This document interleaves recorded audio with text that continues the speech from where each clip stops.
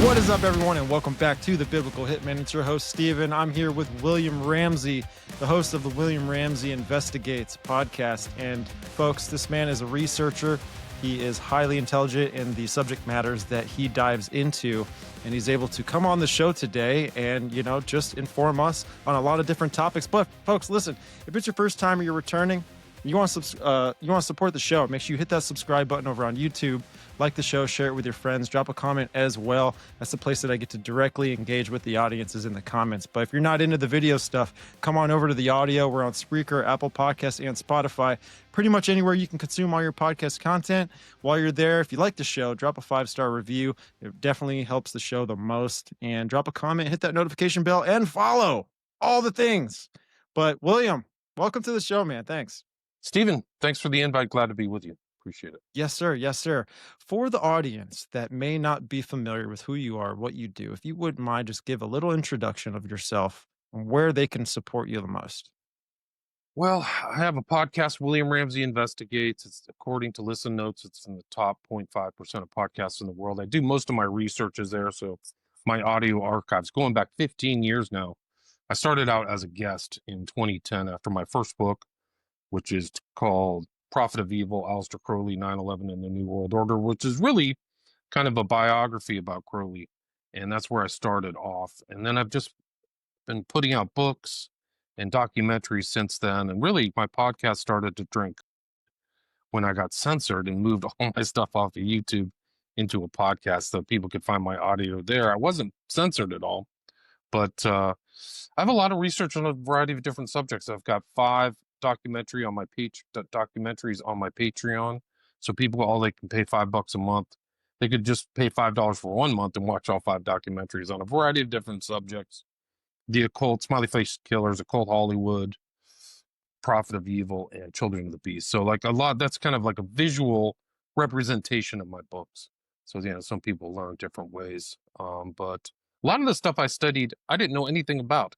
So in a lot of ways, it was kind of like a path of discovery. I didn't know Crowley. I didn't know his influence that much.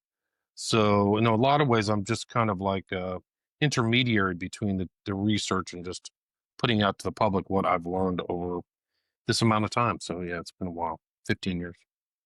Yeah, man. That's Crowley has been a topic, someone who has been revealed to society, I feel like, in the past 4 years, right? It seemed to be like around 2020, 2022 time frame where a lot of people Crowley started being, there was clips that were going viral of this guy, Crowley, what he was, what he did, who he was involved with, who he influenced.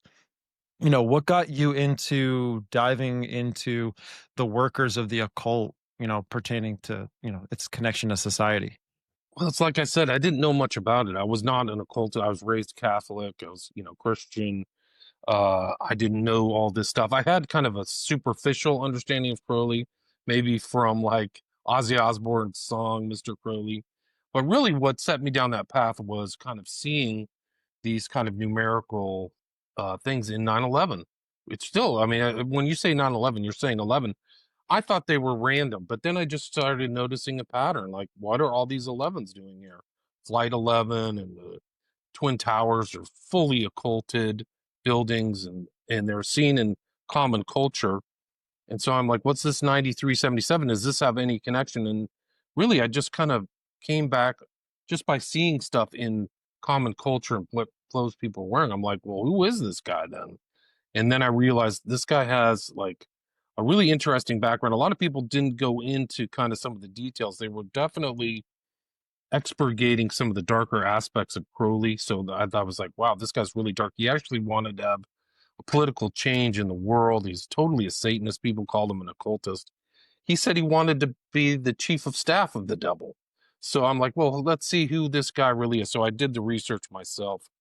And that was really through 9/11 with all this numerology. And I think I proved it in my book that 93 really is Crowley's number. And the reason that it is his number is through gematria, which is a subset of the Kabbalah where words have numerical value. And the breakdown of 2 of the main words in Crowley, his religion that he started, he called Thelema, which is Greek for will. and that breaks down to 93, and also agape, which is a Greek Christian word too, meaning love. That breaks down to 93. So Crowley saw this kind of correspondence between that number and his concepts. And so he would actually just write shorthand 93, 93, 93. And you see that in Flight 93 in 9/11. So there's weird occult markers, and it goes way back, but yeah, that's kind of how I got started. And then it just became kind of like a research adventure. Who was this guy? Who did he influence? I had heard stuff about Led Zeppelin and Jim Morrison and some of these other figures, Ozzy, like I mentioned. And he had a pretty vast amount of influence. He influenced just like so many other occultists. So Crowley's 1875, died in 1947.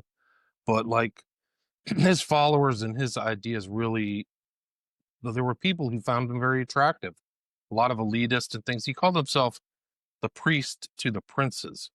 And so he was really an aristocrat. He never worked a day in his life. He never had any like real labor stuff. So he had a very high life. He always had money. He never really had to actually work a day job. So he really devoted himself to three things in his life, which are mountain climbing, believe it or not, or rock climbing, poetry, and the occult. And so he went through all these occult orders. He said he had enough kind of regalia and medals to bury an elephant. Like that's how he was networked globally into all these kind of Oh, secret wow. societies. Yeah. And that's Wow. all in my book. You can see it in Prophet of Evil, like all those quotes and everything. Like I think it has 500 footnotes. But he really wanted to. He came out of Cambridge, like so. He went to one of the best schools at the very apex of the British Empire, I might add. So he was traveling around, but he really wanted to be a luminary. He had been at this place that had future kings of England and great poets. And so he really saw himself in that thing, that he was very ambitious, and he was very literate. He was a great writer. I mean, they're really evil because they're really smart. He's a super smart guy and great writer, and could write books. Like his output was extraordinary. Like he really had kind of an intellectual stamina, but all in the purpose of like evil. And so, in secret societies and rituals, I mean, really incredible stuff. He had his own kind of international magical group called the Astrum Argentum, or AA, which is really something you could do, where the way that it's structured is that you would just find one other person to teach you, and then you'd have this kind of master acolyte kind of relationship, and you would go through. And so that AA is still around today. And also, he became the head of the OTO, which, strangely enough, started in Germany. It's the Ordo Templi Orientis, and he became its head in 1925, and overlaps with a lot of Nazis, and a lot of people Hitler knew, and so there's this international influence. The Nazi Party itself, when it started, was kind of like a right-wing party, but different than the Christians. So there's the Christian right in Germany.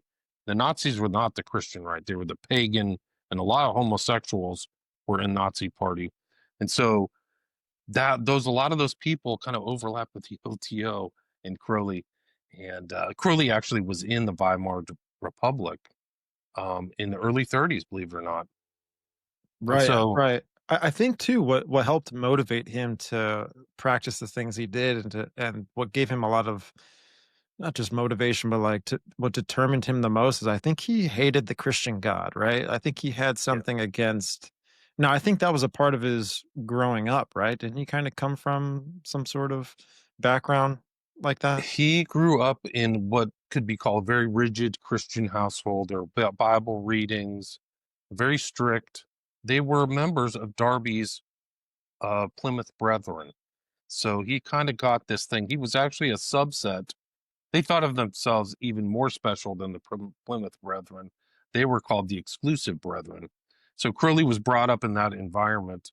He was sent to private schools for the Exclusive Brethren, and that's kind of what he grew up with. So he rebelled against that.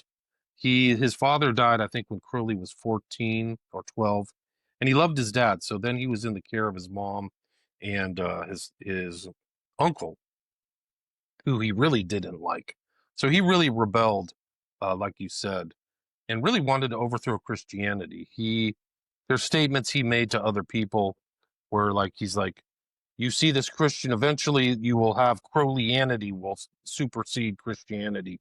So he had these very bold statements that he was going to overthrow the Christian world, and he called it the dawn of the age of Horus. Like the Horus is the hawk-headed god.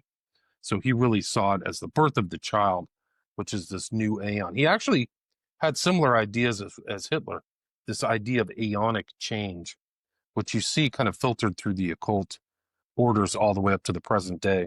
But it's the idea that we're not trying to create a new kind of political system. We're trying to make change for 1,000 years.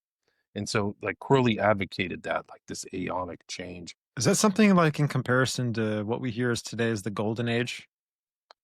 Kind of, yeah. It does kind of tie Some into idea, that. right? Yeah, Something it's like that. similar. It's not exact terminology, but it is kind of this whole new change and this new updated kind of world. That golden age comes out of like Blavatsky and Bailey and stuff like that. Similar terminology. Right. And I mean, this occult stuff is very important because Trump knows a lot of the occult things. Like presents himself as a Christian. He doesn't know anything about. He never quotes Christianity, by the way. He holds this book up like a prop or something like that. He knows a lot of the occult symbology, like tesseracts and things like that, and this whole golden idea, and thinks of himself as almost like a demigod. So he he's I wouldn't put him in the Christian faith. He presents it for Christianity, much like Bush family too, actually. So, but Crowley's like this aeonic change is very. I mean, in my book, Children of the Beast, I compare Hitler and Crowley and show a lot of their ideologies are the same as Hitler as an occultist and a black magician was. And after Hitler died, and Crowley said, "Before Hitler was, I am." So he's Oh like my literally gosh. taking it straight out of the New Testament. That's one of the interesting things about Crowley is how smart he was, but he knew the Bible back. He just rejected it. He actually Right. said he actually made a statement. I have no reason to disbelieve anything in the Bible as fake.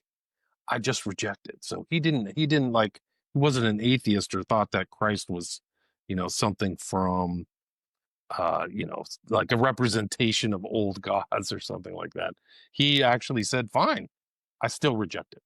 So that's kind of Yeah. Crowley in a nutshell. I mean, you can get into the deeper things about him. He had scarlet women. He branded them in the. I mean, get started. This is a lot of stuff that's kept out of biographies, but he literally saw them as these females as magical repositories and kind of mediums between the spirit world. And he called them scarlet women, and he was the beast. So he took that straight out of Revelation. He actually wrote rituals that you can see in movies, actually representations of these rituals.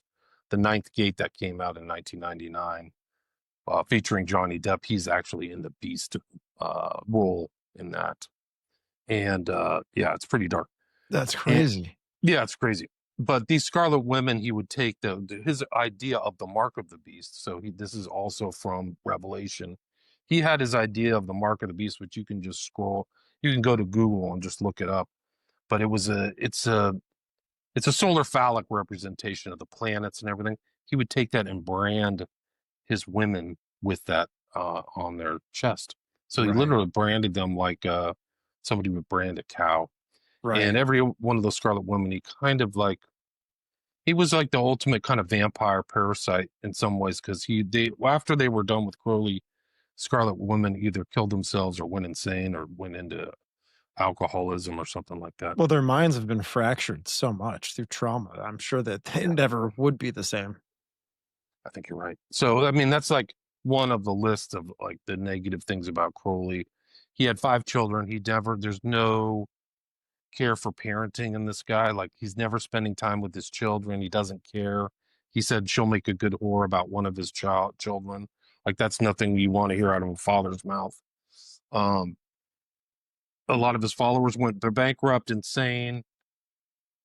Uh, some went on to kind of political places. Like there was his heir in the UK at one point. his assumed heir, was a guy by the name of Tom Dryburgh, who in the States, I don't think his name would be that familiar, but in the UK, he's a very well-known political figure.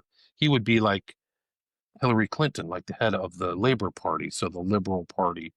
He was like that. So this is a guy who's hanging out with Crowley, who made an oath to Crowley, who was kind of his heir. Some of these political people knew him, like Ian Fleming knew him and modeled some of his, like his first person, his name is Le Chiffre in Casino Royale. That's based on Crowley. So representations of Crowley kind of go through common culture a lot. And some are just named Crowley, like they're obvious representations, or some just faintly resemble Crowley. So he kind of has bled into common culture and cultural references. And all the way up to like, people who were associated with the Manson family. Kenneth Anger was a huge follower. And all the way up to like, modern kind of movie players. Like Kenneth Anger was very influential on like Scorsese or like things like the Scorsese says, oh, Kenneth Anger is this guy.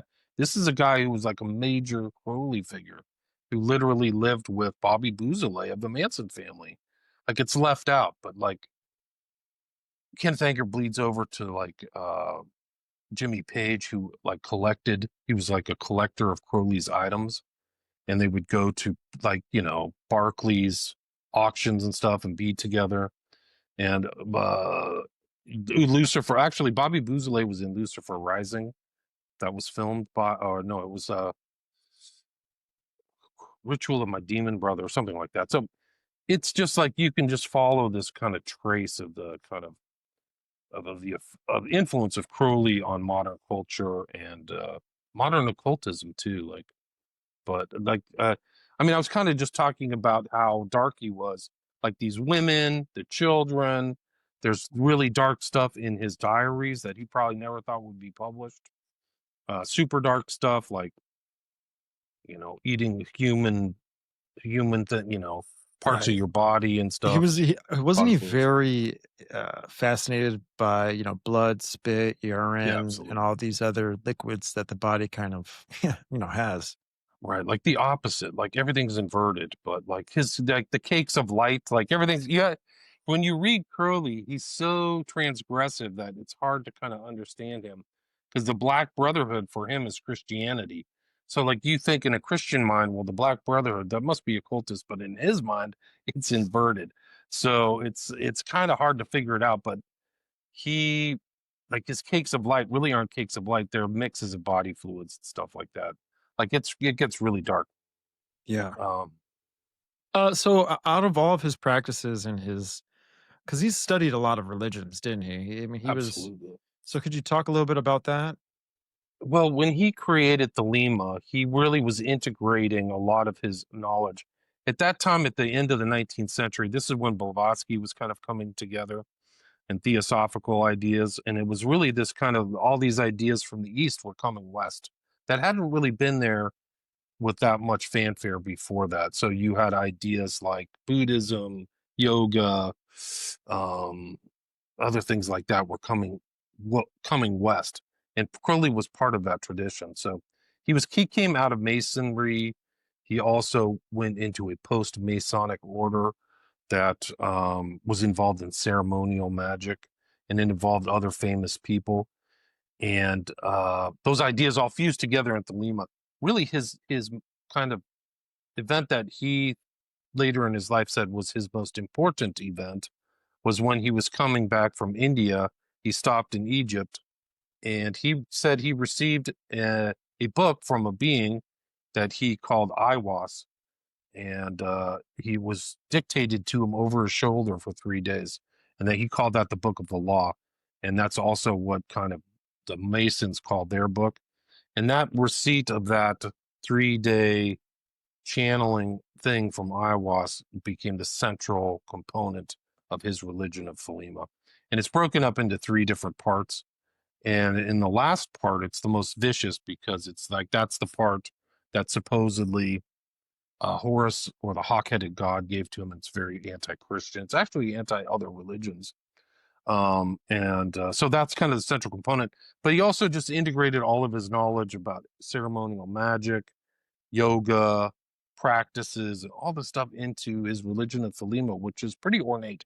So you have to kind of put him in one facet of Crowley is kind of as a cult leader, as a really an occult cult leader that had his own organization globally, really, whoever wanted to get involved, and all done through secrecy and different magical names and things like that. So almost like how the mafia or a mob would give people nicknames, they all had these kind of magical names that so people wouldn't know. There wouldn't be something riding like Right. Bob Jones Jr., but it would be Frater X or Frater, Sun and Stars or something. Frater is like the name, like Frater or Soror, so the brothers and sisters in there kind of ideas. So his unpacking Thelema, his religion, is kind of a challenge in itself. He wrote all kinds of rituals. So he had like Liber 11, Liber 77, and all this stuff was organized into these kind of ritual practices that you could take, and it's all coded language. Some is very obvious, like the references to, I've done papers on references to in there. They're conveniently overlooked by a lot of pro-Crowley kind of writers. And they also say, like, he's using symbolism. Like, no, he's not. He's literally saying, take the child and sacrifice him on the freaking altar. But yeah, they lie. It's gaslighting. But there's all kind, it's pretty ornate. Like I said, Crowley was a superb. He was a master of the English language, prose and poetry. His poetry is not that good, in my opinion. He never really achieved the fame for his poetry that he wanted, but he put out a lot of poetry. But this all went into his religion. It became kind of his master text was called Magic in Theory and Practice. And that kind of is like the intro to Crowley that most people have, is trying to figure. And you can the section on the Beast and the Scarlet Woman is interesting. It's right in that book too. Wow. But it became kind of a repository of all of his thoughts. Like, I mean, the guy that was his job, was occultism. He never worked a 9-to-5 job. So he had the energy and time constantly putting out, the output was just almost constant.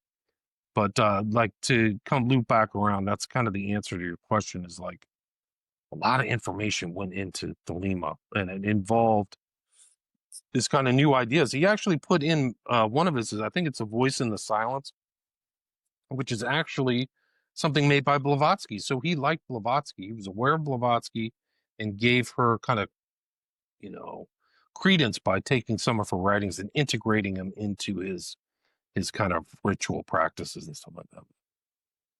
Yeah, wasn't he very interested in Egypt, right? Wasn't he very I think all that's those like rituals? yeah.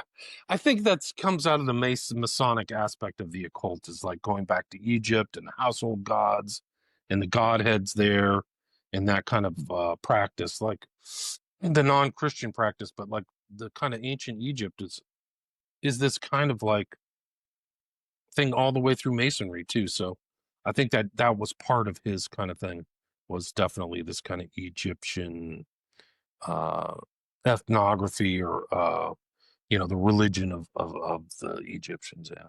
Yeah. So with all of his practices with the occult, what do you think his goal was? You know, I think he really wanted to deify himself. Like he wrote in Liber 77, there is no God but man. So it's almost like a super celebrity. Like, that's the way he wanted to see himself. So self-deification.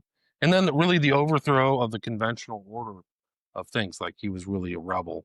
And I think that he wanted to storm heaven, really. And as a kind of a true devil worshiper, he was smart enough not to kind of even use those terms. But you have to see later on in Magic and Theory and Practice, he admits that this Awas being, who was supposedly channeling this book to him, is a representation of Lucifer, right? So he like coded all. You have to remember, this is a different era, so they had to code a lot of stuff, because you could still be burned at the stake or get killed or be put in jail. Now you could just say you're a devil worshiper, but back then there were consequences, is my understanding. That's how much the culture has changed, due to, in part, by Crowley. So to answer your question, it was self-deification and overthrowing the order of all. He really wanted to overthrow everything: the cultural order, the political order, the intellectual order, and anything to undermine Christianity. I think he would have done. Yeah, and I And I think think, too. Oh, go ahead. well, one of his other treatises that's overlooked by other people is called "The World's Tragedy," which is a play. And the world's tragedy, in Crowley's opinion, is Jesus, right? And in this kind of play, which involves, he really goes after the person of Christ. Almost every slur that you could imagine is in there that people have used against Jesus, the Lord Jesus Christ, is in the world's tragedy. And then there's magic that takes place, and there's Theban stuff, which is like the kind of place of magic in ancient Greece. And then at the end, Christ is thrown down and this new figure is put in, and that person is Crowley.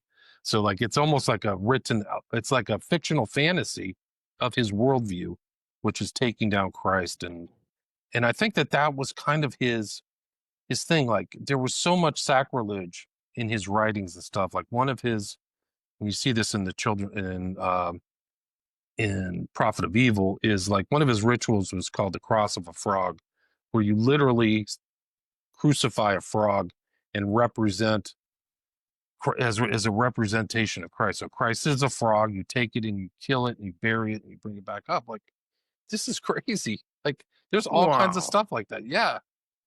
Yeah, I think there's a lot of similarity with what we're kind of talking about. Where now some people may have a may disagree with what I'm trying to say here, but I think that the founding fathers, the men that kind of built this country, I think they were deists. I think they were also uh, trying to be making themselves as God, but I think they were also occultists. I'm not speaking for every single one of them, but you know, it was saturated with what they were practicing, what they believed in. When Jefferson laid the cornerstone of the Capitol building, it was all a Masonic ritual. We know that there's a lot of Freemasons that are in that group as well. It makes me think when you were talking about, where for the things that Crowley was doing, it was very contrary to the culture, and people wouldn't have liked what he was doing, or even just people back in the day before this country was created. There was the same views. The Christianity was something that populated most of the land, and when they would see occultist sorcerers or magicians doing what it is that they would be doing, there would be conflict between the two. But I think that's why, at least with the First Amendment, they made, the freedom of religion, which I think it's a good thing. Don't get me wrong. I think what the founding fathers of this country did was something to create the greatest nation in the entire world, right? But I also think there's things that they do so that they can protect themselves as well. If you follow with what Yeah, I'm I think so. saying. I think so. I think you're right. I mean, I think George Washington, I mean, certainly Franklin is an occultist. Like he started the first lodge, I think, in Philadelphia. He's involved with the Hellfire Club. He has a very different non-Christian view of his own interpersonal stuff. He's really kind of an illuminist in some ways. So I think for Yeah. sure you can target him, but I think you're right. They're not super rigid Christians, I would say. I mean, it's hard to put a pinpoint on it because I think Washington. I mean, you can do the whole thing. A lot of them were very serious Christians, but I think that you have to remember at that time, like Salem witch trials weren't that far off. Like it's probably like 100 or Yeah. 150 years from 1776. Like that was a big deal, and it still kind of resonates through our culture. They call it a witch trial. I'm undergoing a witch trial, which it's been besmirched, but they really thought something bad was going on there. They thought that there were supernatural events. So that, I mean, it wasn't like they just busted all those people, but like it attracted Cotton Mather, Increased Mather, all these other characters from who were very religious. So you're right. They may have been a cult. You can do a survey over all those guys, but they're not all super rigid Christians, there's no question about it. Yeah, well, look at today. We can see it today. We know Yeah, Donald Trump is not a Christian, but he's yeah. waving this Bible and the religion around as if he is of the same belief, right? Of the crowd that he's talking to. So I think nothing's really changed under the sun. I think these are tactics that these people use because it really gains the trust, and it just gains the vote. It gains the support of the masses, right? The people of the land. I think that's why they do things like this. That's as old as the hills, right? I mean, that's what they've done forever. It's Yeah, some of these guys are real. I mean, you could go back to presidents of the United States, and like even Lincoln himself, they used to call him an infidel because he didn't really reflect all the Christian ideas. Like those are back in the early 19th century. So you could just take that list all the way up to the president and go, who's like really, I mean, George Bush Sr. is a Luciferian. Like he's not a Christian. Like he goes and does ritual magic in a tomb at Yale. Like this is like right. two-faced. Like they deceived those people and his son too. Right. And You I know mean, what's crazy too about Yale is the courtyard there is shows the diagram of the Thelema symbol, like from a satellite view or from like a drone view over the courtyard at Yale. It's the Thelema symbol. It's is pretty it obvious. the unicursal hexagram? Is that what it is? Yes, Yeah. it's where it's all connected with one drawing, if that makes any Right. sense. Yeah. That's actually Crowley's invention. It's my understanding. So Hmm. the unicursal hexagram with no stop, you just do it all in one thing, has some mystical, witchy meaning. But the in the internal courtyard of the tomb itself that Skull and Bones is in it's very telling. There's all kinds of like ritual urns. There are skeletons. They're all making the sign of silence, right? These like have come out of masonry. This is another Masonic sign too. If you ever see anybody putting their thumb on their chin, it means I'm with the group. Like it's a secret sign. You'll see it in like so many pictures of authors and things like that. Or even directors, or Quentin Tarantino does it all the time. Ah, Yeah. You'll see it in Fight Club and stuff like that. Keep an eye out for that. This is like there's infamous pictures of all these celebrities doing these weird signs. It's because they're all part of the cult. They're all part of the global secret society. That's the kind of glass window of Hollywood is like, are you going to join the secret society and stuff like that? But anyway, that's at the tomb of in Yale. So that place, even itself, even like the architecture is occulted. And so many guys come out of Skull and Bones and have influenced the world, really. There's just Skull and Bones guys all through the National Security Act of 1947, CIA, people in government going back generations. So it's like these are occultist guys. They're not, they are into power and political power. I mean, it's really, I mean, and it's just not talked about. Like, why is this not being bandied about? Why aren't people acknowledging this? And it's for a yeah. reason, because it's all secret. And there's that famous kind of, I forgot who the broadcaster was, but he asked both Kerry, who's on the left, and George Bush Jr., who's on the right, you're both members of the secret society, Skull and Bones. Can you talk about it? He's like, no, we can't talk about it. They both smiled the same way, like, ha, ha, ha, ha. And then that guy was dead. Forgot his name, but he like died Oh of a heart man. attack. Yeah. Yeah. Ever see that? I've seen the interview that what you're talking about. Yeah. Yeah. Yeah. And I Yeah. think they work. They this is two wings of the same bird, right? Yeah. And No if it is question. even an eagle, like they say it is, because I know Manly P. Hall has written down that it could be the phoenix. It could be this a different symbol than what it's actually represented as, if that makes any sense. I don't know, especially just the things on the dollar bill. There's so many occult numbers, right? There was 13 colonies, 13, right? Going with the Osiris uh, There's the mythology and owl, the ritual. hidden owl, the owl kind of symbolism that goes all the way to Bohemian Grove. The wisdom that flies at night, right? So the owl flies at night. So you see that around. That's a symbol of theirs. It's just, Oh it's yeah, everywhere. The capstone, right? So the capstone isn't on the thing. Almost all every, what should really terrify you is that almost every federal building has the seal, the Great Seal, on the $1 bill in a kind of like metal thing right on the entryway. It's showing you that what they're really part of. They're actually Masonic.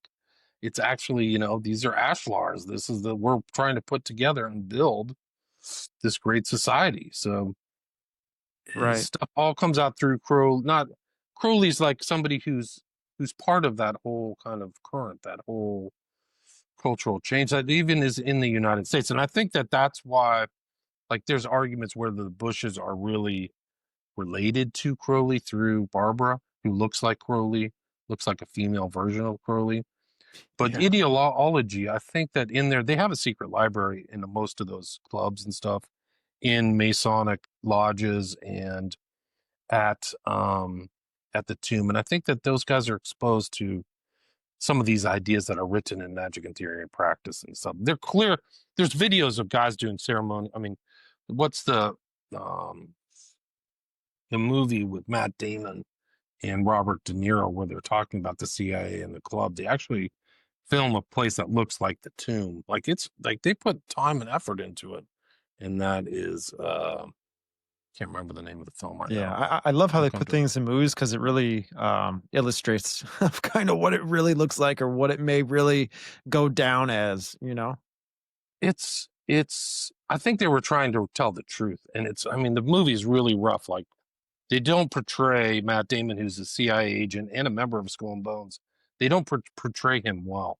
It's a very negative representation of like Anglo-Saxon waspism and stuff like that. It gets pretty dark, but it's I'll try to find the name of it. But anyway, it's important because these occultists are running the country, or were running the country for a long period of time. So Right. it's yeah. So we talked about Aleister Crowley being a big influence, right? On a lot of people, The positions Good of Shepherd. power. Yeah, the Good Shepherd. Oh, the Good Shepherd. Right, right.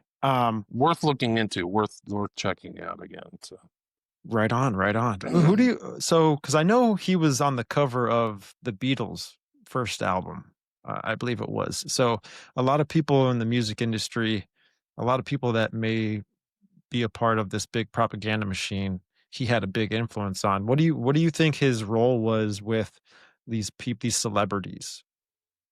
I think that his what Crowley offered is what they covet. So he said worldly riches. So, you know, celebrity is basically like a star or self deification. So I think that that's part of it too. Right. Fame, money, fame, and personal deification, which what he was into. So I think that's the offering. He was on the cover of uh was it Sergeant Pepper's Lonely Hearts Club Band. Arguably could have been Sergeant Pepper Crowley, because the album starts off, it was 20 years ago today Sergeant Pepper taught the band to play. And it's like, could be a word pun on Crowley, who died, I think, in 47. And I think that album came out in 67, 68, something like that. Gotcha. Um, but yeah, so like, and we talk about Page, Ozzy Osbourne, most of these dark guys all had, they know a lot about Crowley. Ozzy knows deeper things than maybe is portrayed, because Flying High Again is about astral travel, and that's kind of one of the techniques that Crowley taught, is like your spirit or consciousness leaving your body and traveling through some other aether or some other dimension. Also, like, references to Crowley are in David Bowie, who's a ceremonial magician. Like, he's not a Christian. He wasn't a Christian, I should say. Yeah. Do you think Um, he influenced rock and roll? Absolutely, to a certain extent. I think Yeah. his ideas are around. I think that he actually said, like, the birth of the child will take place in the 60s, and then in the 60s, you have this age of Aquarius, or this real social change. Like, it's almost, and people like Leary's at the forefront. Leary's talking to Huxley, who knew Crowley. uh they like, he actually, Huxley wrote a paper called Do What You Will, which is Crowley's kind of dictum. Do what thou wilt shall be the whole of law. 11 words, by the way. um but Huxley and Leary were conversing about LSD. Leary would go on to be a major cultural figure, change agent, anti-Christian. Esalen, I mean, you can go through the list who his friends were. Robert Anton Wilson, influenced by Crowley, definitely an occultist. But Leary went on to say, like, he actually ended up in Algeria after he got busted out of the jail here. And he said that the correspondences or similarities between my life and Crowley are obvious, and I am here to carry on his tradition. So he was carrying on the Crowleyan tradition. That's what he thought. And this is like a major figure: LSD, free love, the whole bit, self deification, new ideas. So, and then Leary's influencing the Beatles, like they're referencing his stuff to write songs, and it's overlapping. It's so I think that Crowley's ideas definitely seeded and were, I think of influential in so many changes up to the current day.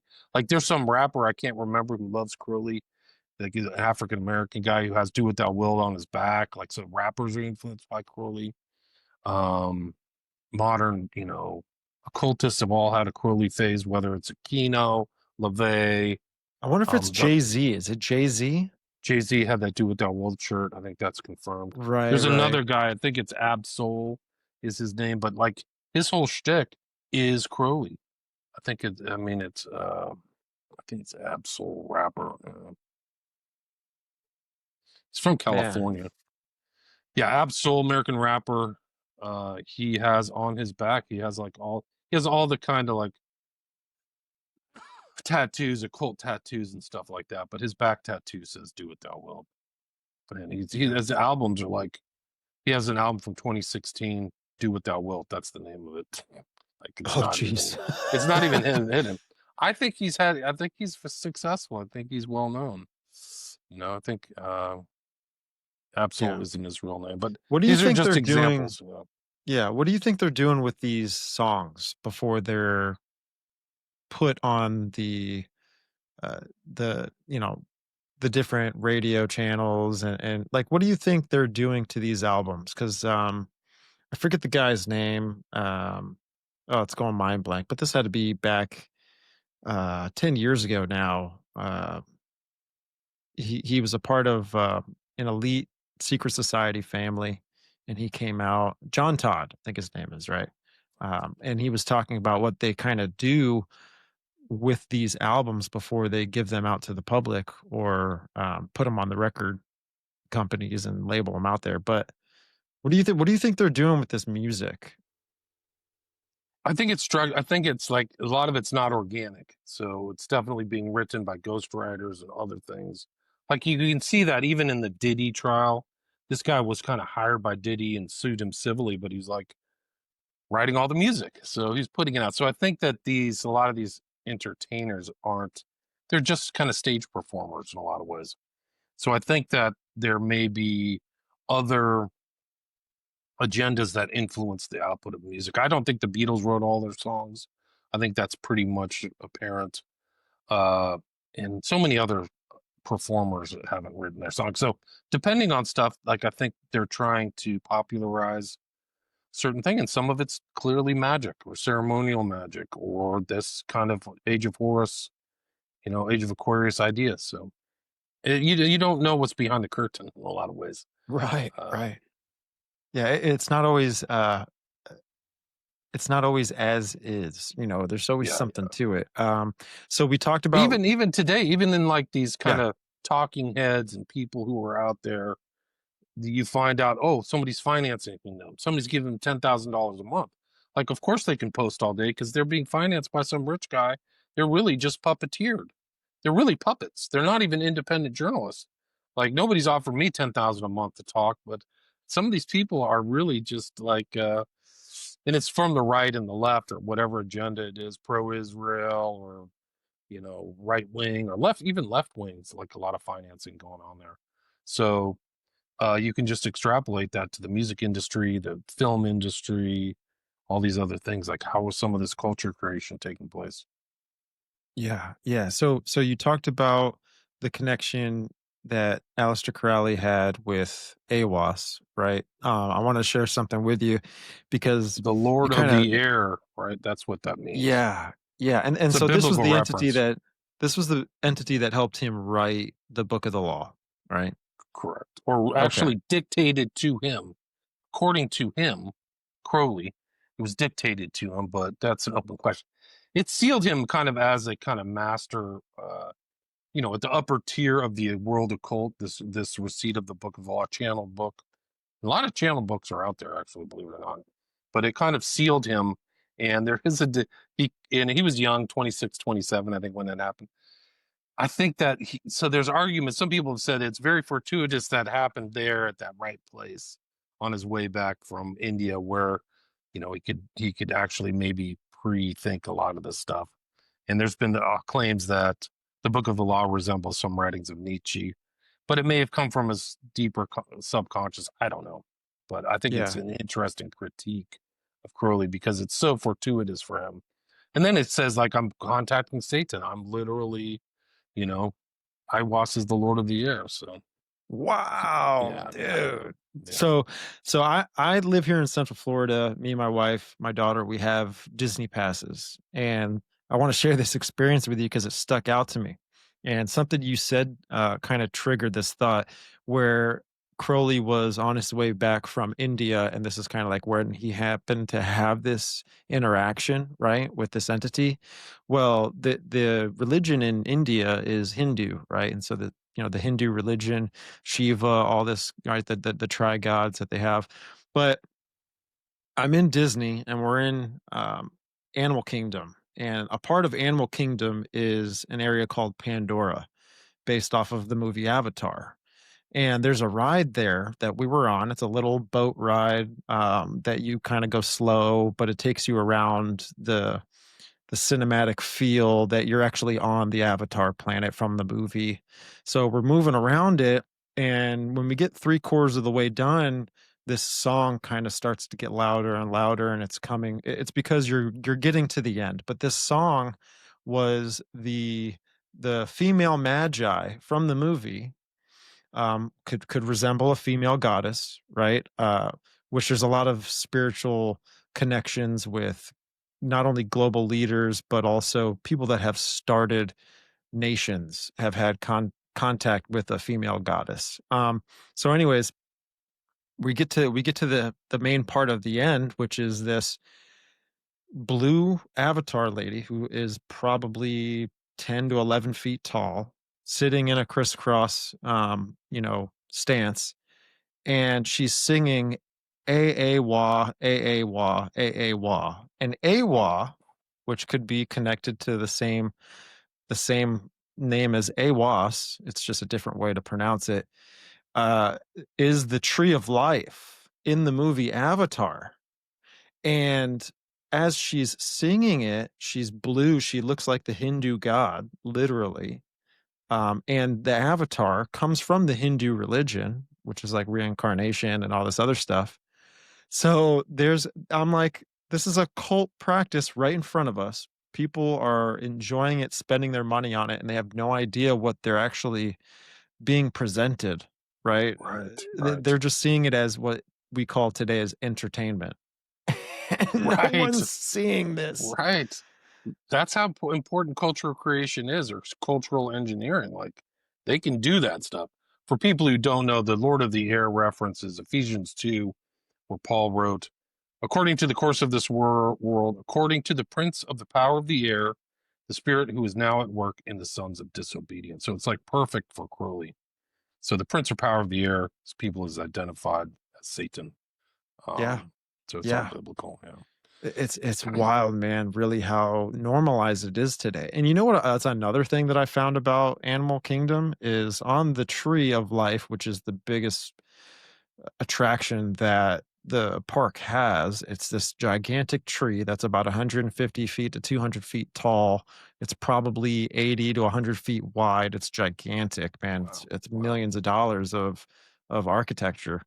And on there, you have a bunch of animals that are kind of molded into the tree, carved into the tree, right?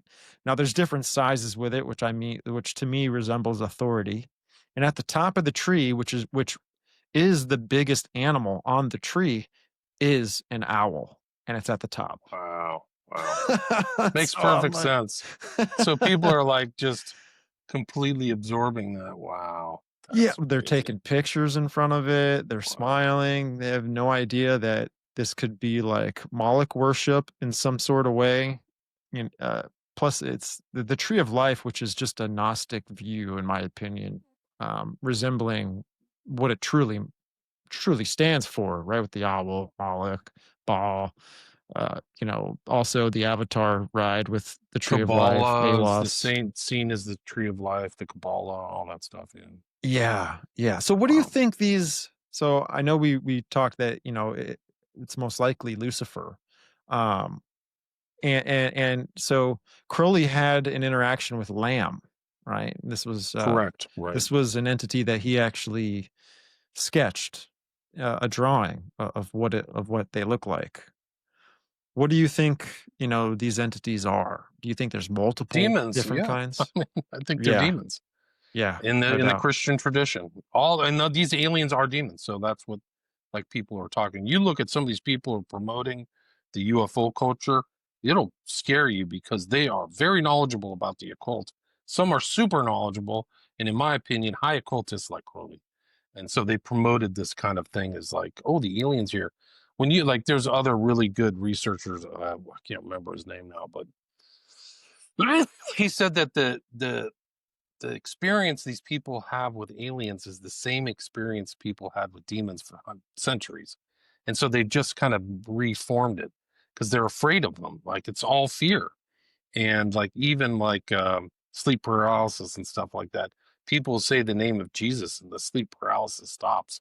Like these are what demons are doing, responding even to Christ in the Old Testament 2,000 years ago. So uh, I think the Lamb incident is very interesting in the greater context of Crowley's contact with other worldly entities. Awas is just one, and these are different workings or rituals. A working, what he called, is like a ritual spread out over time, like 7 days or 14 days, where he would do rituals all day or certain parts of the day with a goal and purpose. And this ritual that he was doing in New York City in Manhattan, of all places, was called the Alamantra working. And the demon that showed up, or the entity, is Lamb, and he drew a picture of it. And it's in his Equinox, which is his encyclopedia, the blue equinox specifically. And it's a gray alien. I mean, it's just no question about it. It's the same kind of big headed, weird eyed alien Right, that they right. talk about today. You know what I found interesting is I've been diving and researching what's called the Raelian cult. I don't know if you're familiar with I'm them. very familiar with it. So Yeah. one thing that caught my mind when I was, building a whole outline for the research is they told Rael, which was Claude Vorilhon, the guy that had this connection with these entities at the time. They said, "We do not, and we command you not to draw what we look like." And it made Wow. me Interesting. think. I was like, "Oh wow." That's because Crowley drew it, and then we all got the idea of what they look like, and they look like what we know as the gray alien today, and we can now have the discernment to spot and to recognize who they are, who they work for. It's what's interesting is almost like no major ufologist mentions the gray alien of Crowley, and I think that's a tell. So I think that's what like ties into what you just said. Like it comes from the Christian ideas. It's almost never mentioned by the occultists either. And you have to ask yourself the question, why? Why is it not brought out by them? Why is it other people or researchers or alternate media people talking about that? Because Christians bring it up all the time. They're Mhm. very interested in that. But these occultists, like you can see these major occultists who are out there, they never mention it, at least in public. So for me, they're clearly deliberately occulting that picture of Crowley. This is just one of the entities that Crowley talked to. It's Iwas, there was the magician, the wizard, Coranzani supposedly had contact with, among other. So he was always trying to contact these discarnate entities to gain knowledge or insight or something, or power. So this is just one of this long list of things that he supposedly, like one of the reasons why he went all the way to Sicily and started his magical fraternity at Cefalu is because of like readings that he had through this entity called the wizard. Yeah, it's wild, man. Yeah. It's so wild. So he was making decisions based upon like what he thought something told him or where to go and do all this stuff. Right. And I think maybe that's why a lot of these celebrities, you know, put him on such a pedestal, because he had these connections with these entities. Maybe they looked at him as they knew him as a magi, right? Especially with him and his involvement with Jack Parsons and, Hubbard, the things that they were getting into. Could you talk to us a little bit about that? Absolutely. Like he had followers all around the world, and he said his number one follower in the world was Jack Parsons, who founded JPL, the Jet Propulsion Laboratory. So Parsons was always kind of an occultist who had found Crowley, and they had a lot of extensive writing back and forth. And Parsons started the Agape Lodge in Pasadena, and he was part of what was called the Suicide Squad because they were also researching jet propulsion, how to make a jet. This is like the beginning of rocketry. So moving from a, rotating engine to something that burns fast and shoots off missiles. And they would do it in the Arroyo there in Pasadena. And he was with a couple other people, Foreman and Molina. And we'll come back to Molina because he's interesting. But he also was an occultist at the same time. He would recite Crowley's Hymn to Pan during launches and stuff. There's all kinds of pictures of him in there. He's actually making Masonic. He's standing in a Masonic fashion, which is you square your feet like this, and it's like a symbol to other Masons, like, hey, I'm part of the Masonic fraternity. But he was notoriously at his lodge was L. Ron Hubbard, and this is post World War II, or maybe it's it's around that time. But they would do workings together. One of the workings was called the Babalon working with the intent. It's like this working I just mentioned with Crowley. They did it over time in the desert, and the intent was to promote this magical entity, Lady Babylon, which is a representation of this magical change they wanted to make in the world. And so Parsons then ends up dying he actually had a very lengthy FBI file, which somebody FOIA'd, got a Freedom of Information Act about it. It showed a lot of his interesting background and his research. He actually was in Redondo Beach for a minute, but he mysteriously died in an accident, and then Hubbard went on to start Scientology, and had that kind of strange career, but always integrated a lot of Crowley's ideas into Scientology, believe it or not. And his son kind of exposed that he was really a kind of a practicing magus or a magician with very expansive ambitions like Crowley. I think he actually realized Crowley's ambitions more than Crowley himself. But it's a very well, I think Love and Rockets, there's a book about Parsons, and it's really interesting. But then one of the interesting things about the Suicide Squad, the JPL grew into this huge rocketry thing, and there's this huge kind of like campus. It's almost like a college campus. So what he was involved in at a very beginning stages grew onto something huge. But Foreman and Molina, one of the interesting things about Molina is that his son, Molina's son, married Robert Maxwell's daughter. So like there's a weird tie-in between the Suicide Squad and Parsons and kind of modern cultural stuff in the United States. I think they live in New Mexico. Yeah, yeah. It wasn't Marjorie Cameron also kind of the female that was involved in all these rituals? Yeah. She was supposedly the one that showed up after this Babylon working, and they called her Lady Babylon, and she became involved with Parsons. And then she became close friends with Kenneth Anger, who I mentioned earlier. There's like drawings of her. She was an artist, and she was kind of a muse for Anger in a way. So she was in some of his films. She was actually in a film with Dennis Hopper, believe it or not. It's called Night Tide, so you can watch that. So these are kind of like occult history, stuff, these weird connections. But Anger really networked with a lot of really interesting people, and Hopper was one of them. Another's Alejandro. I can't remember his last name. And also the director of performance. So like all these there's pictures of all these guys together. And they're all occultists, I think. I think Hopper was too.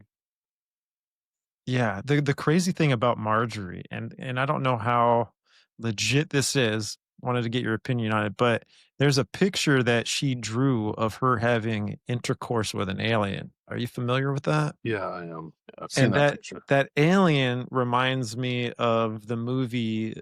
I forget what movie it is, but it has oh, what's the name? What's the guy that plays John Wick? Keanu Reeves? Keanu Reeves, right? So you know the movie that he's in where he is the alien in a human form. Let me see. I don't know offhand. Let me see. So Keanu Reeves alien movie. I gotta look this up. Okay. Well, this is what the alien looks like, by the way, in the drawing. If you type in just Google Keanu Reeves alien movie and you go to images, you'll see the image of the graphite pretty much, look of the alien with, kind of got like an Oculus beam coming out of his head and stuff like that. Um, which is very interesting because I think this graphene buildup of an alien may have something to do with what we read in Revelation 13, known as the image of the beast. I'm not sure if this is something that they may be working on behind the scenes, but oh, it's the movie called The Day the Earth Stood Still. Right. Yeah, I remember that. Yeah. Yeah. So, because when I look at that drawing of that alien and then that, it kind of looks similar. It's not, it's just my opinion, but um, there's Yeah, something there, man. There's a connection with the disembodied world and ours, and they I use think the so. occult to really try and speak to these things, or maybe to do their agenda. You know? I think you're right. I think that they like if these people are like Crowley, they're enhancing their consciousness through these discarnate entities. And it's kind of like an old magical occult trope. Like I'm trying to contact Satan to get influence or whatever. Like it's pretty scary when you think about it. That other people could be doing that in addition to Crowley. But there's a famous picture of one of the other connections to Crowley is Alfred Kinsey, right? The guy who like was a total fraud, but he was interested in Crowley and went with Kenneth Anger to kind of find Crowley's diary. And then Kinsey would go on like Sex and the Human Male, which was all financed by the Rockefeller family. So very strange things about them. But Kinsey and Donald Campbell was another guy. That was the guy who directed Performance. Literally sat on Crowley's knee. Um, just incredible stuff. Like Alejandro, what's his name? It's I can't I can remember his name. Hopper, Anger, but yeah, it's just and these guys are all over the culture. It's really Yeah. incredible. So I know you mentioned earlier in the show, and I did want to circle back to it, but 9/11 and the occult connection that is behind it. This is a subject that people, again, this is all prayers and love out to the families that were involved in this whole entire situation. But you can't hide from the fact that with the architecture and with what is there now, right? There's the black cubes that are there now. There's so much occult symbolism wrapped around that 9/11 event. Um, Right. do you think it seemed to be a ritual of any? Absolutely, absolutely. I think it was ritualized. I think it Right. was ritualized. So I think that even the day like Bush Jr.'s in Florida, there's weird things going on with this meeting, weird calls to the kids. They like bow down and bow back up like it's all ceremonial magic. And then the day itself, like all the numbers and numerology and the planes and the sequences, it's all thought out. So I think that there's kind of a secret hand behind that.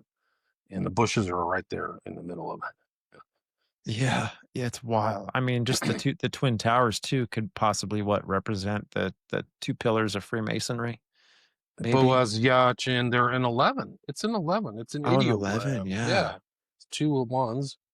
They're 110 stories tall. So that's an 11. They literally have like the trident of the devil going up the whole side of each one of the towers, and the trident is a known symbol of rebellion, like storming heaven, like the sons of disobedience. That's, I mean, the whole place is built on like weird axes. Like you have the square there, you've got the circle, you have like names of temples, like that circular object, that great brass object is named like it has like an occult name. It's not, it's a name of a temple. It has like it's the great spherical caryatid, and a caryatid is a statue that holds up a temple. So it's not and it's just not, it's not built as some random thing. It's built with a, and it's totally, they called those buildings David and after the Rockefeller brothers, David and Nelson after the Rockefeller brothers, because it was all financed by the Rockefeller family. Right. Right. It's so wild, man. The world we live in, it's really nuts. But And there's David. You can follow up David Rockefeller. He's at, well, what a thought. He just happens to be in Manhattan at the time of 9/11. So he's watching the buildings named after him and watching them fall down. What a coincidence. right. Jeez, dude. Yeah. It's my gosh, man. That's what you have wild. to figure out, is who's at 9/11, who's there watching the event, but not dead. That's the tell. Yeah. That's the tell. No doubt, man. No doubt. Because it seems like, well, we know the Bush family has been speaking of a new world order for, I mean, the longest time. They're the kind of ones that put that term out there from a political stance. In What's part, your I mean, idea? Biden used to do it. And one of the things that's very Right. important to remember is George Bush's famous New World Order speech was, when was it? September 11th, 1990, 11 years to the date of 9/11. It's not a mistake. Right. Right. Everything is done with purpose.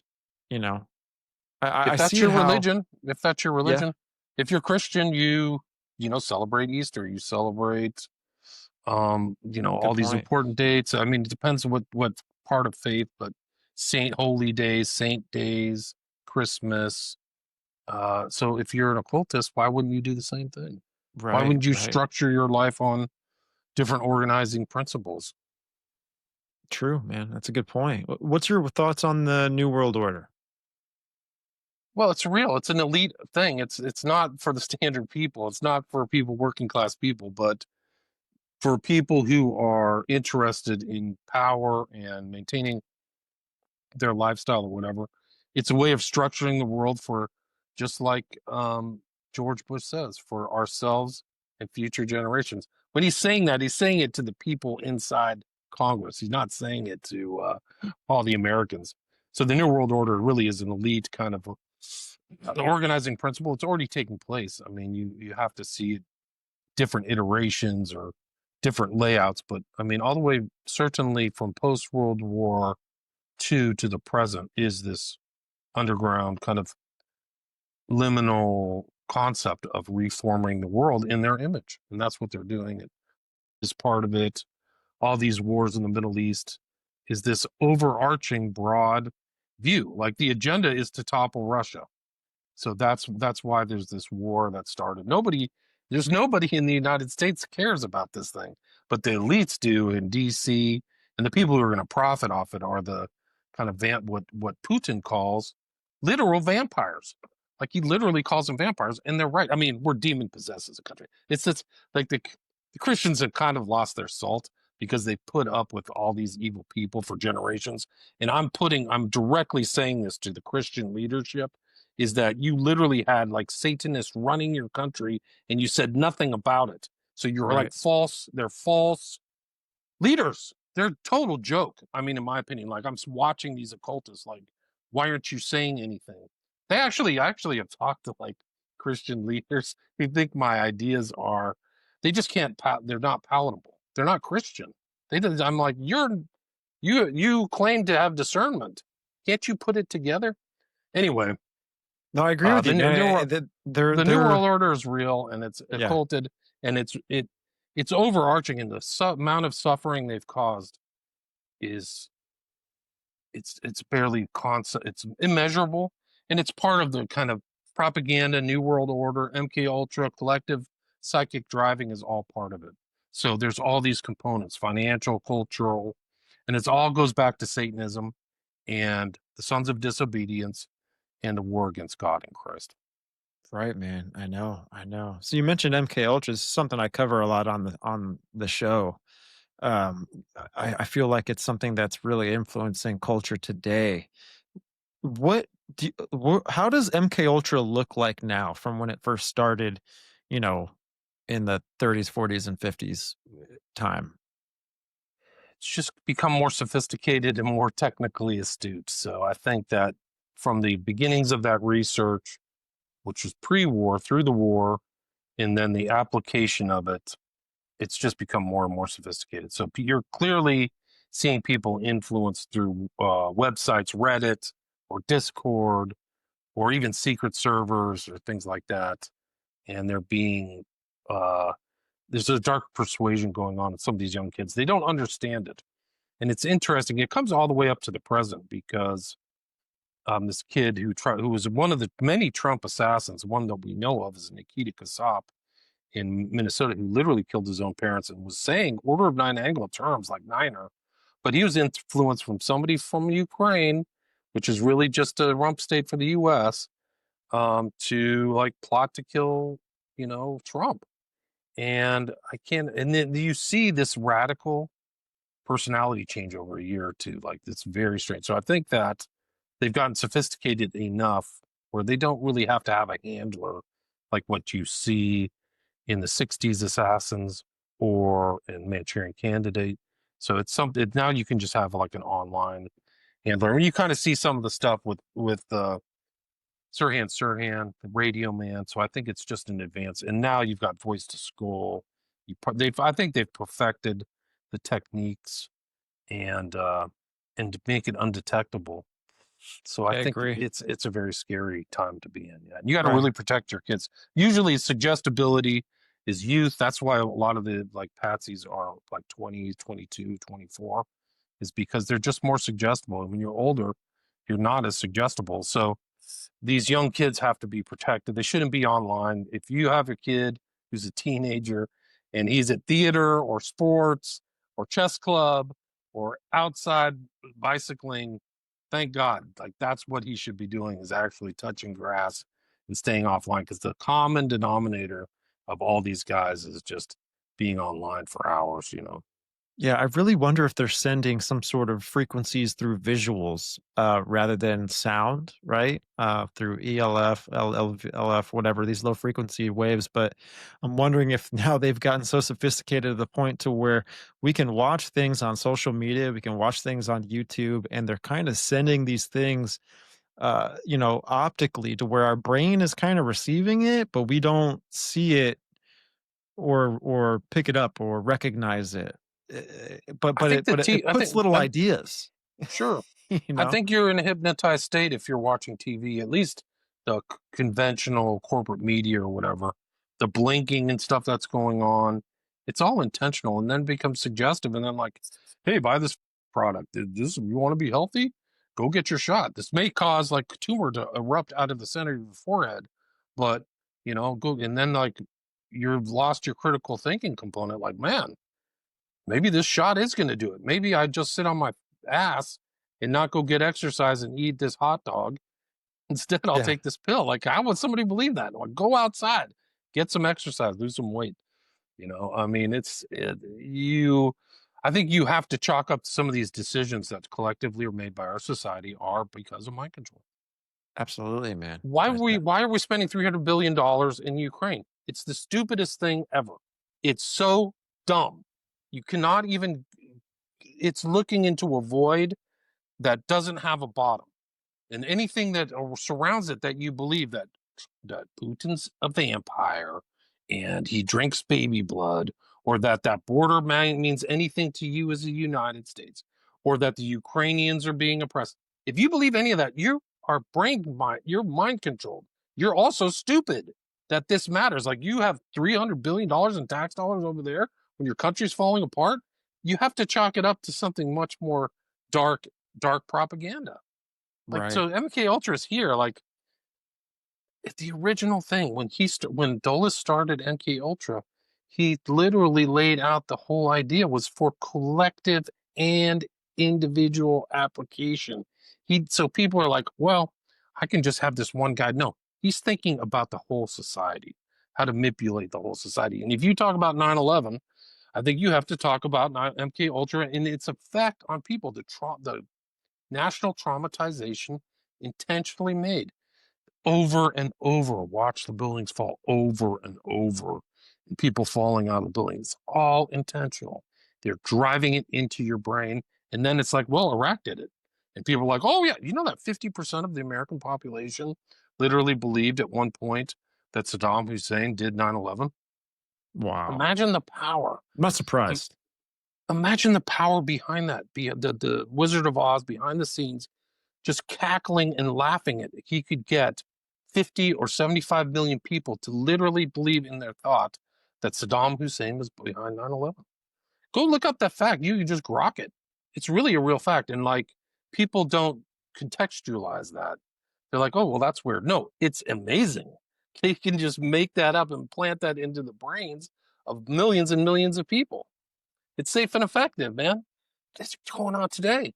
They just signed some deal with their people through the. They're destroying lives after life after life after life. Early death, cancer, neurological problems, and they're still doing it. And they're still like, people are like, MAGA, Trump, man, he's saving me. No, he's not. He's a part of the depopulation agenda. That's part of the New World Order too. So the New World Order is ugly. It's bad. It's bad. When somebody says New World Order, that equals bad. So I snap agree. out of it.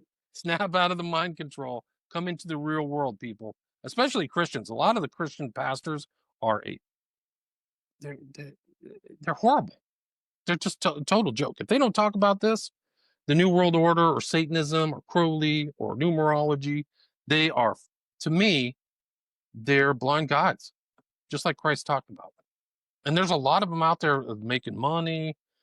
Joel Osteen. These are the I can't. How can they escape damnation, Right. Stephen? How can they? I'm asking you, really. How can they escape damnation? I don't, that's the thing. I think I think Satan has done a really good job at creating churches like this, or at least infiltrating some of these churches. And who knows if some of these people are actual occultists running these churches? Who knows if they're actually part of secret societies, or they're industry plants, or they're Freemasons or whatever. And they're totally demoralized to, the real Christianity and what the Bible talks about.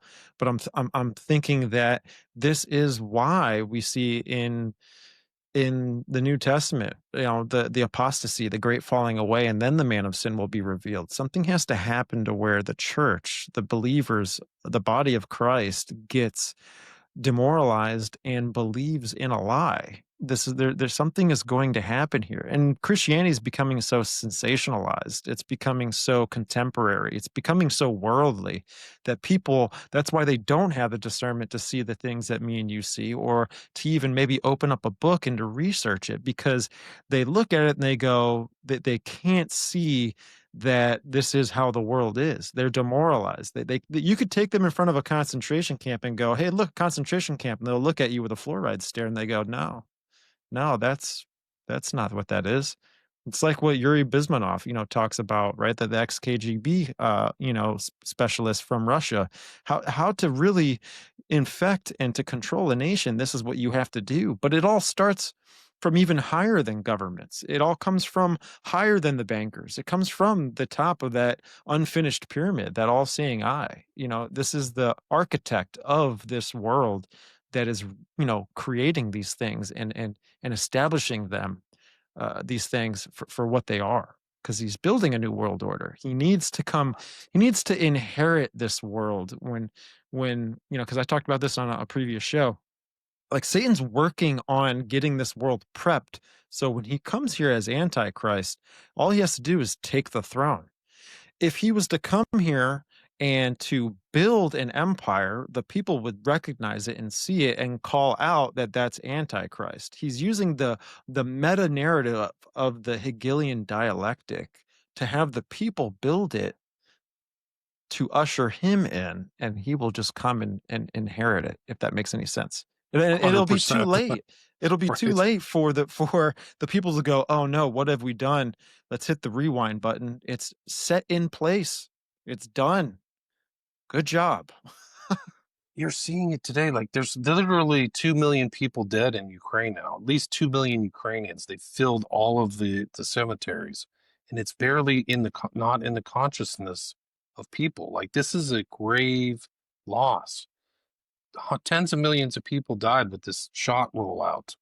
This is a grave loss. Why aren't people talking about that?